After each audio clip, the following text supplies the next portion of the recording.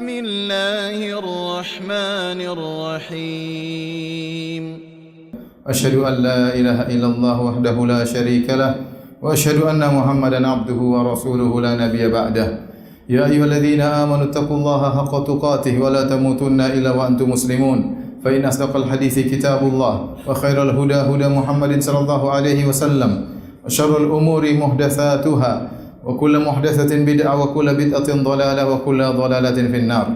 معاشر المسلمين أوصيكم ونفسي بتقوى الله فقد فاز المتقون. Al-Imam Al-Bukhari dan Al-Imam Muslim meriwayatkan dalam sahih mereka berdua dari Abu Hurairah radhiyallahu taala anhu bahwasanya Nabi sallallahu alaihi wasallam bersabda, "Lam yatakallam fil mahdi illa thalatha." Tidak ada yang berbicara tatkala masih kecil digendong kecuali hanya 3 orang. Isa bin Maryam, yang pertama Nabi Isa alaihi salam, yang kedua adalah sahibu Juraij, anak kecil tentang kisah Juraij, yang ketiga adalah seorang anak yang didoakan oleh ibunya untuk menjadi orang kaya, namun dia tidak mau, dia berbicara, enggan, menolak doa ibunya tersebut, dan yang dia berdoa, ibunya berdoa agar dia dijauhkan tidak menjadi seorang yang dipukulin, dituduh berzina. Kemudian sang anak mengatakan, jadikanlah saya seperti orang tersebut. Adapun yang akan kita sampaikan pada kesempatan kali ini adalah tentang sahibu Juraij, tentang anak kecil yang berbicara dalam kisah Juraij. Siapakah Juraij? Kata Nabi SAW, "Kana Juraijun rajulan abidan." Adalah Juraij adalah salah seorang lelaki yang ahli ibadah dari Bani Israel. Fakana yattakhidhu sawma'atan fakana fiha. Dan beliau membuat sebuah sawma'ah, semacam musalla atau kuil, tempat beribadah yang letaknya agak jauh dari tempat pemukiman, yaitu di tempat yang agak tinggi. Maka dia pun konsentrasi untuk beribadah kepada Allah di kuilnya tersebut. Fa'atathu ummuhu wa huwa yusalli. Maka suatu hari ibunya datang, mungkin rindu ingin menyunguk Juraij, sedangkan Juraij sedang salat. Faqalat, maka ibunya berkata, memanggilnya, "Ya Juraij, wahai putraku Juraij." Sementara dia sedang salat, maka dia berkata, "Ya Rabbi ummi wa salati." Ya Rabbku, apa yang harus aku lakukan? Dalam hatinya dia bertanya, apakah saya melanjutkan salatku ataukah aku batalkan untuk menjawab panggilan ibuku? Fa aqbala ala salatihi. Akhirnya dia pun memilih untuk melanjutkan salatnya. Fansarafat, maka ibunya pun pulang. Falamma kana minal ghad, tatkala keesokan harinya ibunya datang lagi. Atathu ummuhu, ibunya datang lagi. Fanadat ya Juraij, ibunya panggil, wahai Juraij. Wa huwa yusalli, Juraij sedang salat.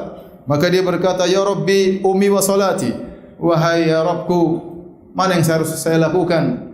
Lanjutkan salatku atau aku batalkan salatku memenuhi panggilan ibuku? Fa aqbala ala salatihi, akhirnya dia tetap melanjutkan salatnya. Fansarafat, ibunya pulang lagi.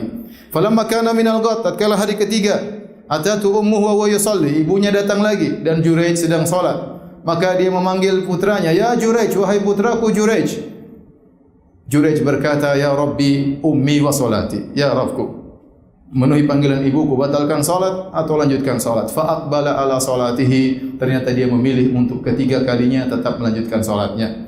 Maka ibunya pun marah. Maka ibunya berdoa, "Allahumma la tumithu hatta yanzura ila wujuhil mumisat." Ya Allah, jangan kau matikan Juraij sampai dia melihat kepada wajah-wajah wanita pezina. Fakana Banu Israel yatadhakkaru Juraijan, yatadhakkaruna Juraijan wa ibadatahu. Adalah orang-orang Bani Israel, mereka sedang bercerita tentang Juraij dan bagaimana ibadahnya Juraij, dan mereka hasad kepada Juraij. Wa kanat imra'atun baghiyun yutamatsalu bi husniha, dan di antara mereka ada seorang wanita yang sangat cantik, wanita pezina, bahkan disebut-sebut tentang kecantikannya yang sangat luar biasa. Maka wanita ini berkata kepada mereka, "In syi'tum la aftinannahu lakum." Kalau kalian mau, biarkan saya menggoda Juraij, saya memfitnah Juraij untuk kalian, karena mereka hasad kepada Juraij. Fata'arradat lahu, maka wanita ini pun pergi menuju Juraij, kemudian dia menggoda Juraij. Dalam riwayat, wa kallamathu fa'aba, dia ngomong dengan Juraij, tapi Juraij tidak peduli. Fala yaltafit ilaiha, dan Juraij tidak menengok pun kepada sang wanita tersebut. Akhirnya apa? Fa'atat ra'iyan kana ya'wi ila sawma'atihi. Kemudian wanita ini pun datang kepada seorang penggembala kambing yang biasanya bernaung di sekitar kuilnya Jurej. Famakannathu min nafsiha, maka dia pun membiarkan penggembala kambing tadi untuk menzinahinya. Fawaqa 'alaiha, maka wanita tersebut pun digauli oleh sang penggembala kambing. Fahamalat, falamma waladat, maka dia pun hamil. Tatkala kemudian dia melahirkan anak tersebut, maka qalat huwa min Jurej, dia berkata ini anak hasil perzinahan dengan Jurej. Maka orang-orang pun ngamuk, orang-orang pun marah.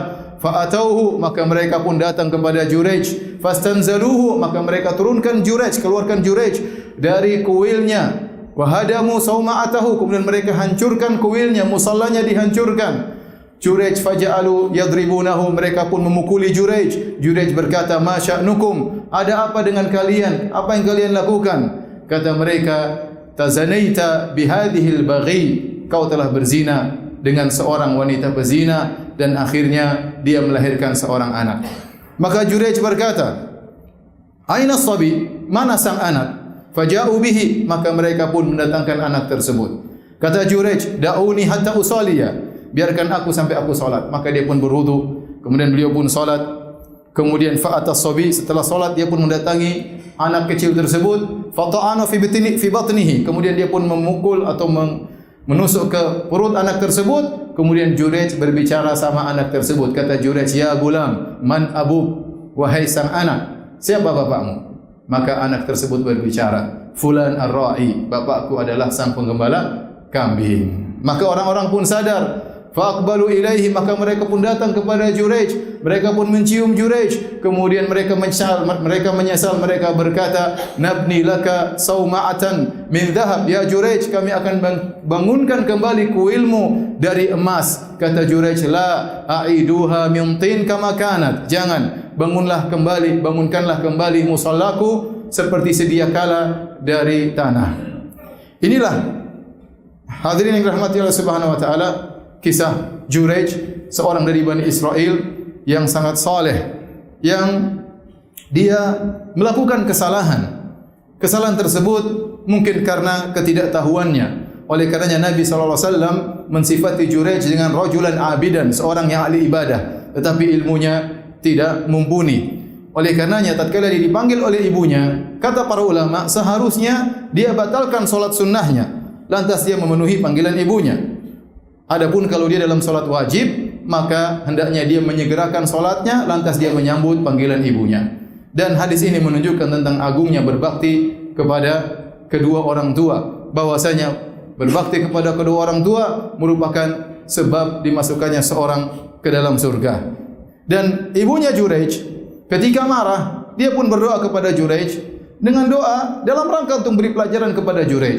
Dia tidak berdoa, "Ya Allah binasakanlah putraku, ya Allah buatlah dia berzina dengan seorang wanita pezina." Tidak, dia hanya berdoa, "Allahumma la tumithu hatta turiyahu wujuhal mumisat." Ya Allah, jangan kau matikan dia, ya, wafatkan dia sampai dia melihat wajah-wajah wanita pezina. Kemudian hadirin yang dirahmati oleh Allah Subhanahu wa taala, hadis ini menjelaskan tentang adanya karamah bagi para wali-wali Allah Subhanahu wa taala. Lihatlah Jurej, seorang yang saleh, yang sibuk beribadah. Ya, maka Allah memberikan kepada dia karamah sehingga sang anak, sang bayi yang masih digendong bisa berbicara. Dan ini akidah Ahlussunnah wal Jamaah, bahwasanya Allah memberikan karamah kepada wali-wali Allah. Akan tapi karamah tersebut adalah anugerah dari Allah tanpa dipelajari terlebih dahulu. Tiba-tiba Allah berikan kepada hamba-hambanya yang saleh tatkala mereka butuhkan. Adapun yang terjadi di zaman sekarang, sebagian orang belajar karamah dengan ritual-ritual ibadah tertentu, dengan bacaan-bacaan tertentu, dengan zikir-zikir tertentu, maka itu bukan karamah, karena karamah tidak bisa dipelajari. Datang begitu saja dari Allah Subhanahu wa taala, kemudian Allah hentikan jika sudah tidak diperlukan lagi. Adapun apa yang didengung-dengungkan bahwasanya belajar ini maka bisa sakti, ketahuilah itu hanyalah sihir atau perdukungan. Maka seorang waspada jangan sampai terjebak dalam kesyirikan atau praktek-praktek yang tidak disyariatkan dalam Islam. Aqulu qouli hadza astaghfirullah li wa lakum wa lisa'iril muslimin min kulli dhanbin wa khati'ah fastaghfiru innahu huwal ghafurur rahim.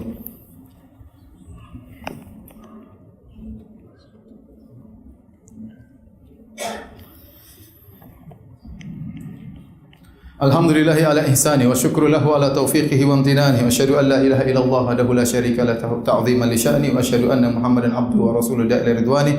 Allahumma salli alaihi wa ala alihi wa ashabihi wa ikhwani. Ma'asyiral muslimin, sungguhnya dalam kisah Juraij ini ada faedah besar yang kita dapatkan, yaitu sebagaimana sabda Nabi sallallahu alaihi wasallam, ta'arraf ila Allahi fir raha ya'rifka fi syiddah. Kenalkanlah dirimu kepada Allah Subhanahu wa taala, atau kenalilah Allah tatkala kau dalam kondisi lapang, niscaya Allah akan mengenalmu tatkala kau dalam kondisi sulit. Lihatlah Juraij, tatkala dia senantiasa beribadah kepada Allah Subhanahu wa taala dalam kondisi genting, dalam kondisi sulit, maka Allah pun menolongnya dengan memberi karomah kepadanya. Dan lihatlah Juraij, tatkala menghadapi permasalahan, apa yang dia lakukan? Dia mengatakan, da'uni hatta usalliya. Tinggalkan aku salat terlebih dahulu. Dan itulah sunnah yang diajarkan oleh Nabi sallallahu alaihi wasallam.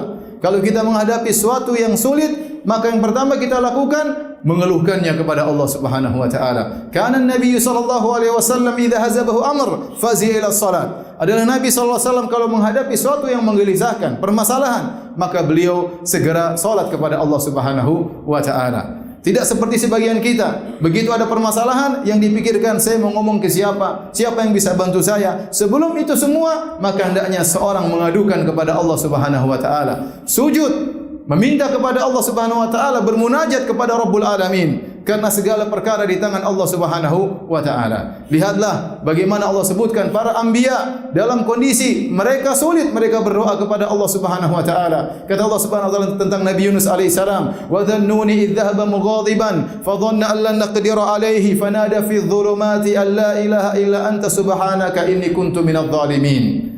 Tatkala Nabi Yunus alaihi salam dia pergi meninggalkan kaumnya, dia menyangka kami tidak akan menyempitkan urusannya. Tiba-tiba Allah menghukumnya, kemudian dia ditelan oleh ikan paus dan dibawa dalam tengah-tengah lautan.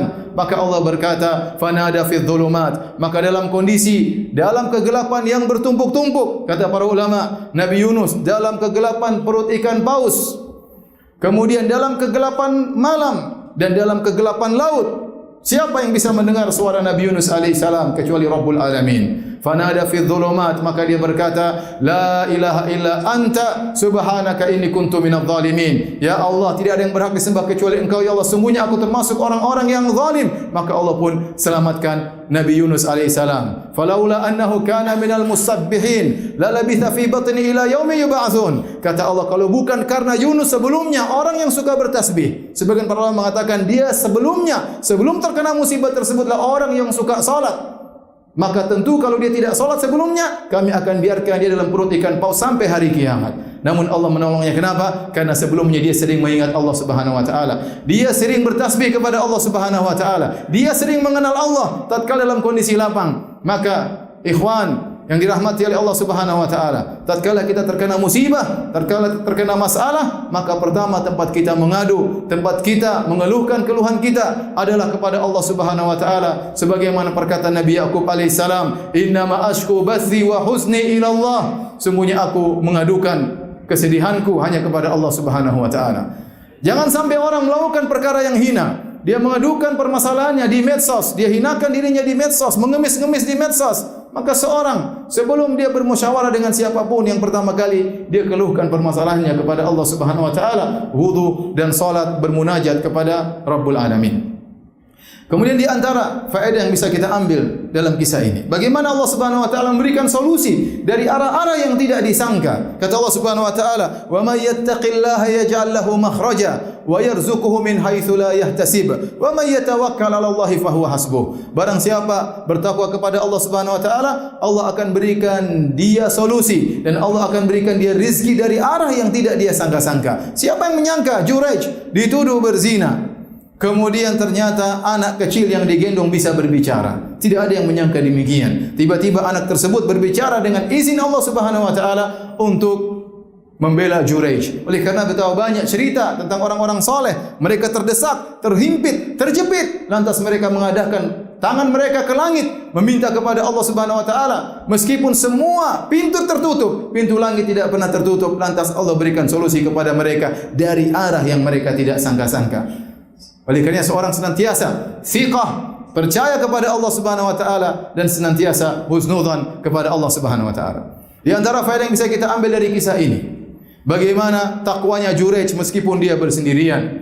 Tatkala didatangi oleh sang pezina, dalam sebagian riwayat wanita pezina tersebut, bayangkan kata Nabi SAW, yutamatsalu bi husniha, menjadi ukuran tentang kecantikan. Artinya wanita sangat cantik jelita. Kalau ada orang berbicara tentang kecantikan, maka disebutlah wanita pezina ini, karena dia benar-benar sangat cantik jelita. Dan dia datang kepada Jurayj, Jurayj bersendirian, maka dia menggoda Jurayj, maka dia bernyanyi-nyanyi, dia menampakkan sebagian kecantikannya, menampakkan sebagian auratnya, tetapi Jurayj tidak peduli. Lam yaltafit ilaiha, Jurayj tidak peduli. Dia bertakwa kepada Allah tatkala di hadapan banyak orang dan juga tatkala bersendirian. Ini harus kita pikirkan di zaman kita sekarang ini. Betapa banyak orang yang tatkala di hadapan banyak orang, di hadapan manusia, seakan-akan dia wali-wali Allah Subhanahu wa taala. Namun tatkala dia bersendirian, dia adalah wali syaitan, dia temannya syaitan, maka dia berkelana dalam kemaksiatan di internet dan di dunia maya. Maka seorang bertakwa kepada Allah Subhanahu wa taala. Lihatlah, di antara hukuman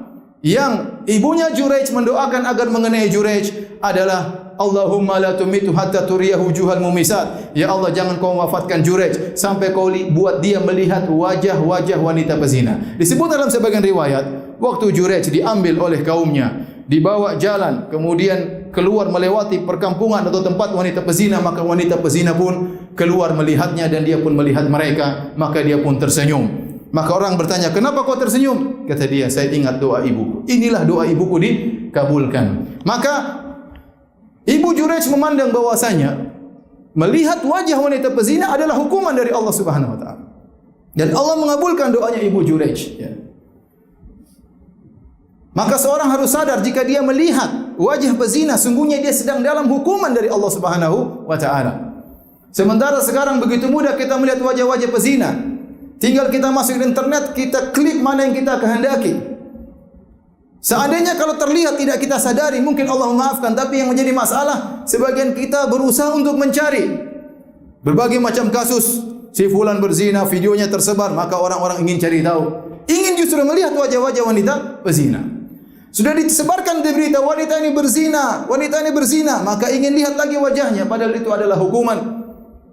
Tatkala di zaman Bani Israel, seandainya seorang sadar bahwasanya dia sedang menjalankan hukuman dari Allah Subhanahu wa taala, azab dari Allah melihat wajah wanita pezina, maka dia berusaha meninggalkan hal tersebut.